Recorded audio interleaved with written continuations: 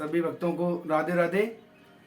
हमारी वीडियो जो भी आपके पास आ रही हैं उनको अंत तक देखना है, और अंत तक देखना, यदि आपको पसंद आती है तो लाइक और कमेंट करें, और पहली बार यदि आप चैनल पर आए हैं तो इस चैनल को सब्सक्राइब करें और बेल आइकन घंटी दबाना जरूरी है, जिससे कि सभी प्रोग्राम जो भी आते हैं वो सबसे पहले आपके पास आए।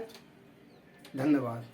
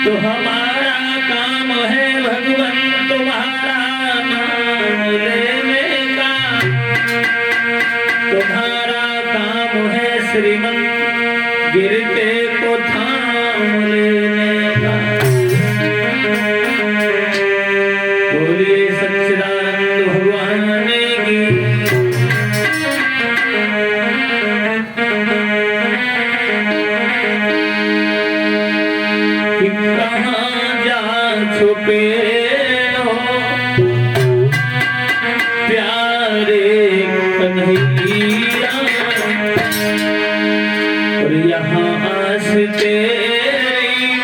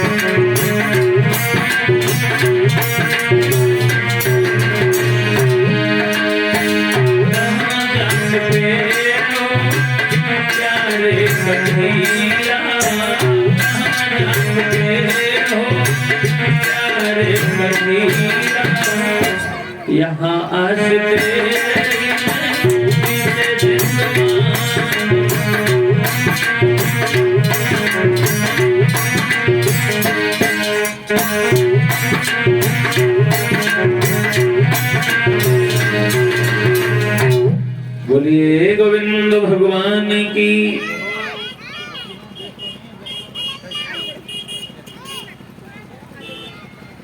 आदरणीय उपस्थित समस्त श्रोता बंधु, देखिए भगवान की पवित्र कथा को चलते हुए आपके पावन गांव में कथा का आज 7वां दिवस है। कौन सा दिन है परीक्षित जी? 7वां दिन है। गुरु तक्षक नाग जीवित हो गया है। जो श्रृंगी ऋषि ने श्राप दिया था, परीक्षित ने जो लोमत ऋषि के गले में मरा हुआ सर्प डाल दिया था, कहा था ये तक्षक नाग 7वें दिन जीवित होकर दसेगा। दिन 7वां है। परीक्षित महाराज सावधान रहना। वो तक्षक नाग जिंदा हो गया है। श्रृंगी के ऋषि के श्राप के कारण वो तक्षक नाग आज जीवित हो जाता है। इधर श्री सुखदेव जी महाराज गंगा मैया के किनारे बैठे हुए परीक्षित को कथा श्रवण करा रहे हैं। सबसे पहली बात है सज्जनों, भगवान की कथा मन लगा के श्रवण करनी चाहिए। भगवान की कथा मन एकाग्रचित करके सुननी चाहिए, क्योंकि हर दिन किसी को नहीं रहना है, हर किसी को जाना है और जाना उसी का होता है साथियों। जिसके जाने के बाद लोग बरसों याद करते रहें, ऐसे जाने से कोई फायदा नहीं है जो तुम्हारे जाने के बाद लोग बुराइयां करें। जाना है तो ऐसे जाओ जो रह जाने वाले लोग बरसों याद करते रहें। ध्यान रखना सज्जनों। इधर श्री सुखदेव जी महाराज समझाते हैं, राजन परीक्षित तुम्हें नहीं मालूम है क्या? और बोले हैं श्री सुखदेव जी महाराज,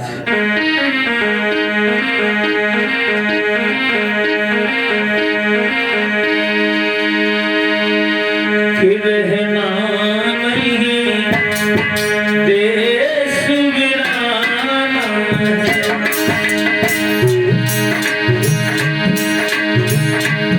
रहना नहीं देश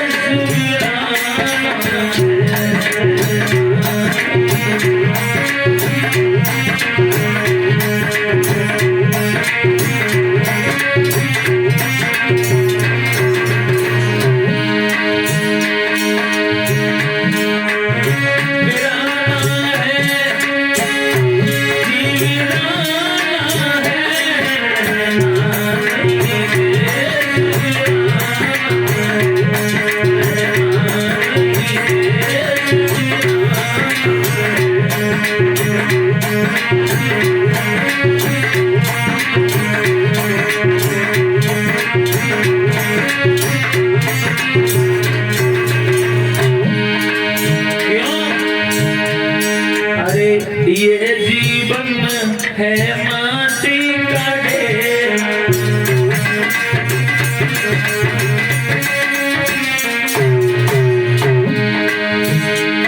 अरे ये जीवन है माटी का ढेर।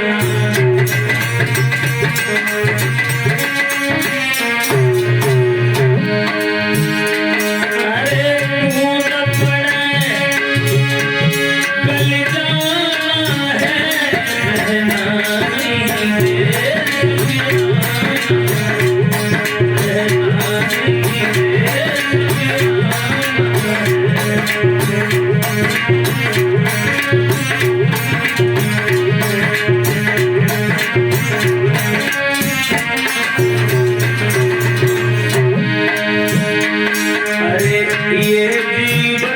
है कागज की पुड़िया।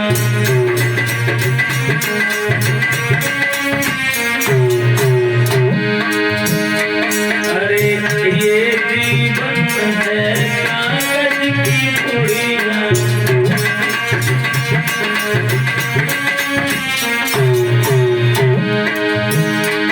अरे हवा चले उड़ जाना है सजना नहीं देश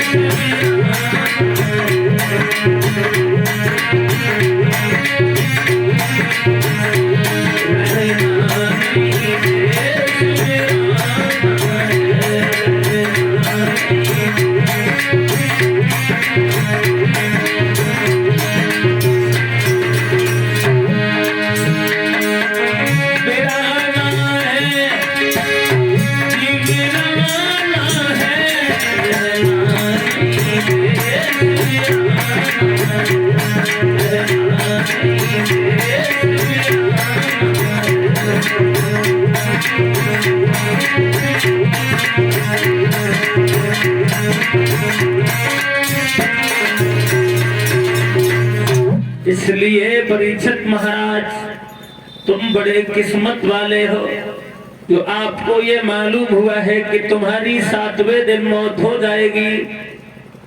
और मरना तो हर आदमी को है, रहना तो है ही नहीं किसी को। लेकिन परीक्षित जी, मरने में भी अंतर होता है, मरने में भी अंतर होता है। अब आप कहोगे मरने में क्या अंतर होता है? होता है। कुछ लोग ऐसे भी मर जाते हैं जो शाम को सही से भोजन खाया और सुबह देखा वो मरे धरे। और कुछ लोग ऐसे मरते हैं वो महीनों मरते रहते हैं फिर भी मर नहीं पाते हैं। देखा होगा तुम लोगों ने, कुछ लोगों के मरने के बाद हाथ पैर उठ जाते हैं। तो हमारी समझ में तो ये आई जो सारे जीवन ऐठ ऐठ के चले फिर मरने के बाद ही उठ जाते हैं।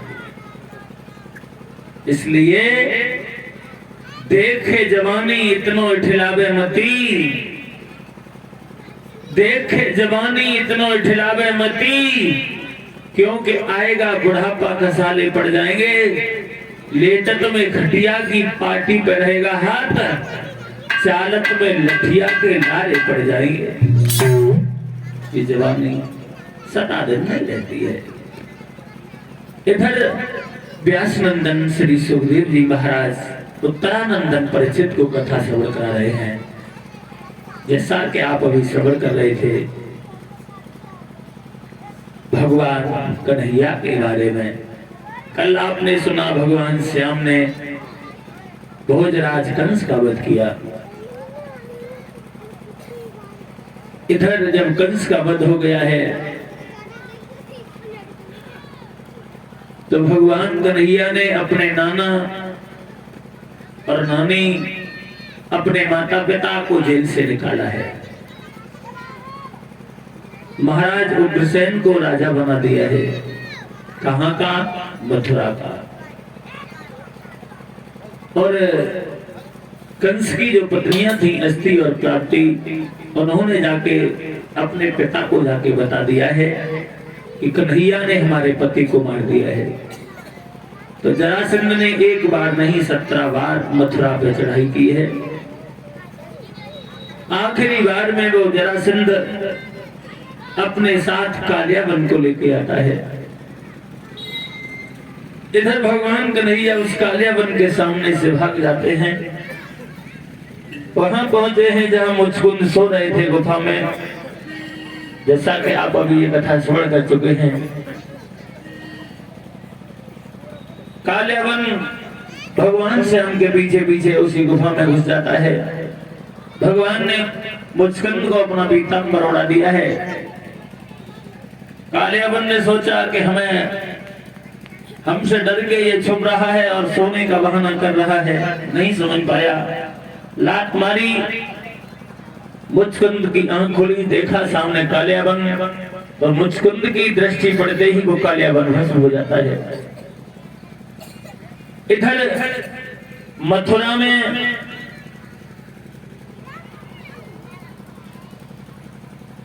जरासंध ने आग लगवा दी है। लेकिन भगवान कन्हैया ने उससे पहले विश्वकर्मा को बुला के समुद्र के मध्य में एक नगरी का निर्माण करा दिया है। सभी मथुरा वासियों को उसी नगरी में पहुंचा दिया है, जिस नगरी का नाम हुआ है द्वारका। क्या नाम हुआ परीक्षित जी? द्वारका। द्वारका में जब भगवान कन्हैया रह रहे हैं, एक दिन भगवान मुरली मनोहर को वृंदावन का ध्यान आ गया। हम परसों की कह के आए और वर्ष हो गई, आज तक वापस नहीं गए। मेरे बिना मेरी बूढ़ी माँ यशोदा कैसे रहती होगी? वो राधा मेरे बिना अपने दिल में कैसे तसल्ली लाती होगी? भगवान श्याम उन पुरानी यादों को करके बहुत रोए हैं। उद्धव जी का आना हुआ। उद्धव ने कहा, श्याम आप इतने बुरी तरीके से काहे को रो रहे हो? क्यों रो रहे हो? भगवान कन्हैया कहते हैं, उद्धव आज वृंदावन का ध्यान आ गया। जब मैं वृंदावन से आया था तो ये कह के आया हम परसों आ जाएंगे, लेकिन आज वर्ष हो गई, हम वापस नहीं गए। मेरे बिना मेरी माँ यशोदा कैसे रहती होगी?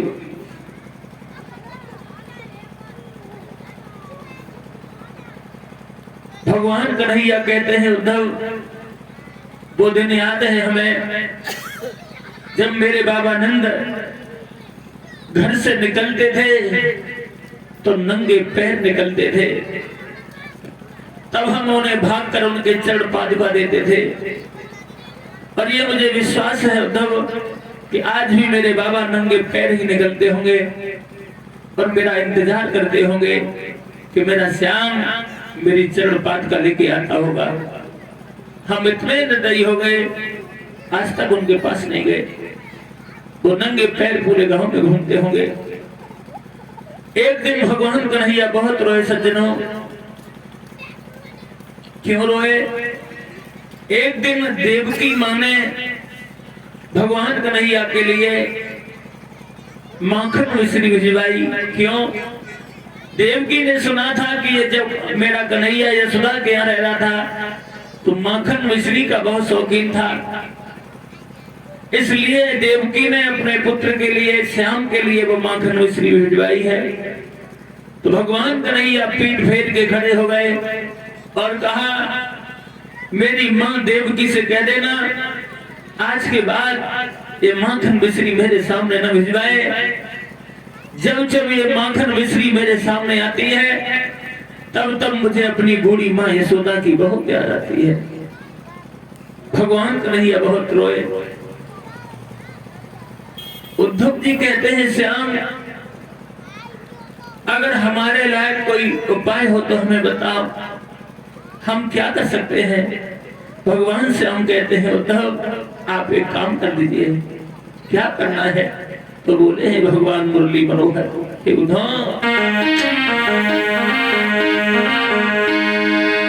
अरे वृंदावन जाय के मैया सो गइयो, याद कर तू तेरी शान।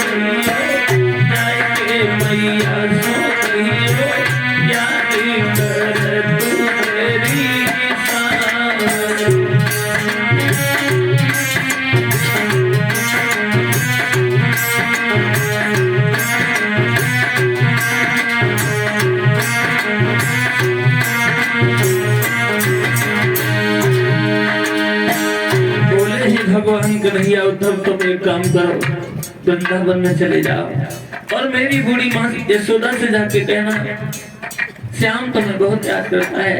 और बोले हैं भगवान मुरली मनोहर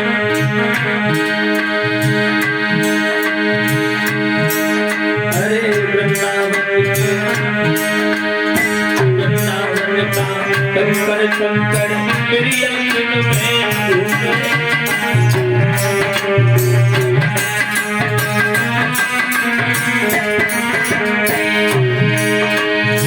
वृंदावन का कंकर कंकर मेरी अंगन में डूबे।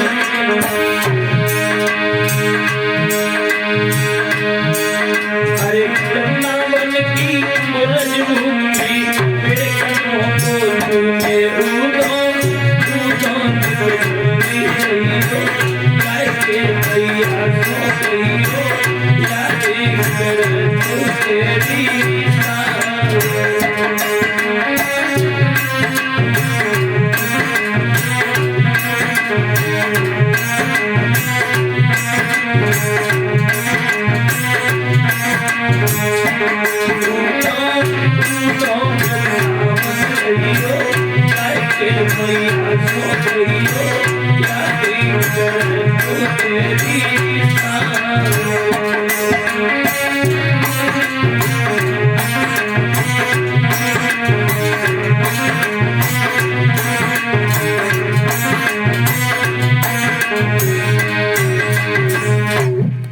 भगवान ने कहा है उद्धव तुम वृंदावन में चले जाओ, मेरी बूढ़ी माँ यशोदा को समझाना, राधा को धैर्य बंधाना, कहना भगवान श्याम तुम्हें बहुत याद करते हैं।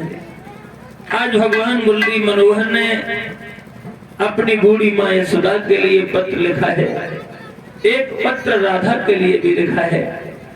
उद्धव ने कहा है श्याम हम जा तो रहे हैं, एक बात और भी बता दे परिषद जी, उद्धव को अपने ऊपर घमंड था कि जितने ज्ञानवान हम हैं, जितने बड़े ज्ञानी हम हैं, हमारे जैसा कोई भी नहीं है। भगवान ने इसलिए ही उद्धव को भेजा था। भगवान जानते थे कि उद्धव को अपने ऊपर घमंड है और उद्धव का घमंड तुड़वाने के लिए भगवान ने भेजा। उद्धव सवाल करते हैं प्रभु हम जा तो रहे हैं लेकिन वृंदावन वासी हमें पहचानेंगे कैसे? तो भगवान ने कहा कि तुम हमारा पीतांबर लिए जाओ, हमारा रथ लिए जाओ, तुम्हें वो लोग देखते देखते पहचान लेंगे। आज भगवान कन्हैया अपना रथ देते हैं, अपना पीतांबर देते हैं। उद्धव जब चले हैं तो ध्यान रखना सज्जनों, उद्धव जब वृंदावन के करीब पहुंचे हैं, प्रमाण ये मिला है उद्धव का रथ जब वृंदावन के करीब पहुंचा है, उधर बूढ़ी माँ यशोदा की नजर उस रथ पर पड़ी है। तो यशोदा ने सोचा है लगता है मेरा श्याम आ गया। आज बूढ़ी माँ यशोदा भागी, लेकिन जब रथ के पास में गई है तो वो खजाना खाली नजर आया है। आज यशोदा सवाल करती हैं, देखने में तो तुम हमारे श्याम के सखा लगते हो, तुम कौन हो, कहां से आए हो?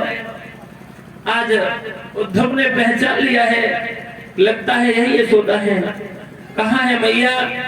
मैं द्वारका से आया हूँ, मुझे भगवान कन्हैया ने भेजा है और मुझे आप लोगों को धैर्य बंधाने के लिए भेजा है। बूढ़ी माँ यशोदा कहने लगी उद्धव आपको भेज दिया, और उसके पास इतना भी वक्त नहीं रहा जब वो हमारे पास आ जाता। इतना कहने के बाद यशोदा के आंखों से सुधारा बहने लगी, जोर जोर से रहने लगी, जोर जोर से रोने लगी है यशोदा। और एक बात कही है उद्धव, तुम्हें नहीं मालूम है जब कन्हैया मेरे आंगन में खेलता था और जब श्याम किसी भी बात पे रोता था तो मैं पूरे घर का काम छोड़ के पहले उसे छुपाती थी, और हमें आज जिंदगी हुई जा रही है रोते रोते, लेकिन वो इतना बड़ा निर्दयी हो गया जो हमें छुपाने नहीं आ रहा है। जब गया तो परसों का वायदा करके गया, बरसें हो गई अभी नहीं आया। उद्धव जी कहते हैं माँ तुम धन्य हो, तुम्हारा आंगन धन्य है जहाँ भगवान कन्हैया खेल के बड़े हुए। जिन्हें तुम अपना पुत्र समझ रही हो वो तुम्हारे पुत्र नहीं है। किसके हैं? बोले वो तो वसुदेव और देवकी के पुत्र हैं। तो यशोदा कहने लगी उद्धव, हम तो सोच रहे थे कि तुम आए हो तो थोड़ा दुख दूर होगा, तुमने तो दुख बड़ा और दिया। आज तक हम अपना पुत्र समझते थे, लेकिन अब समझ में आया हमारा हिसाब तो वो हो गया जैसे कोयल के बच्चे को कौआ पालता है और जब वो बड़े हो जाते हैं तो अपने परिवार में चले जाते हैं। हमारा वही हिसाब हो गया। और बोली है यशोदा,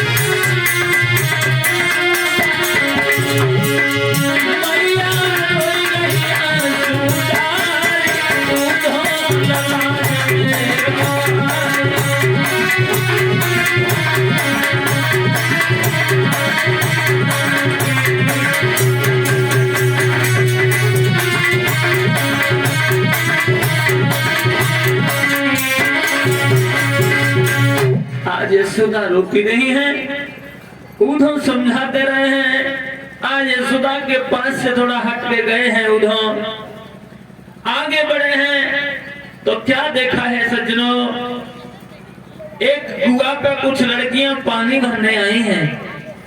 क्या करने आई प्रसिद्ध जी? पानी भरने आई।